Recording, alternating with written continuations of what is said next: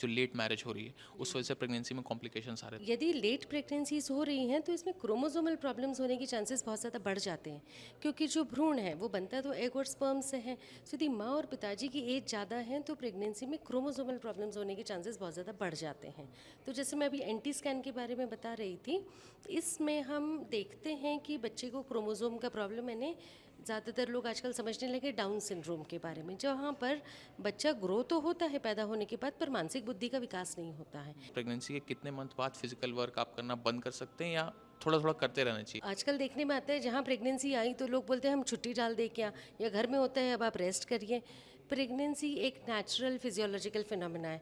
हमारी मम्मियाँ, नानियाँ, दादियाँ सब ने प्रेगनेंसी चलते फिरते करी है।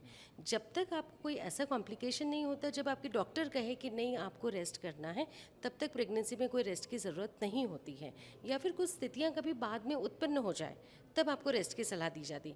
अदरवाइज प्रेगनेंसी रूटीन लाइफ का पार्ट है, उसमें कोई रेस्ट की ज़रूरत नहीं होती। वो जिस दिन आप बेबी घर लेकर जाओगे उस दिन पता चलेगा कि डिलीवरी नॉर्मल हुई थी या सिजेरियन हुई थी, क्योंकि कोई सेट क्राइटेरिया नहीं होते हैं कि किस चीज़ से नॉर्मल डिलीवरी होगी या किस वजह से सिजेरियन होगा।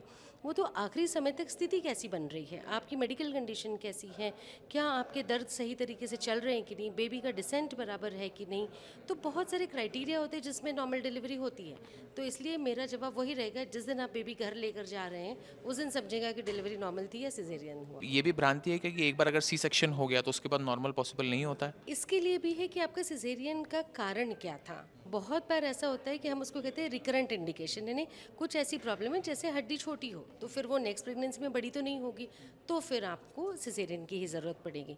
कुछ कारण ऐसा बन गया हो जिसमें हाँ हम ट्रायल दे सकते हैं कि अगली बार नॉर्मल डिलीवरी की कोशिश करो, पर उस समय हमारा ट्रायल बहुत शॉर्ट रहता है, क्योंकि बच्चेदानी पे जो टाँके पड़े हुए हैं हम उस पर ज़्यादा रिस्क नहीं ले सकते।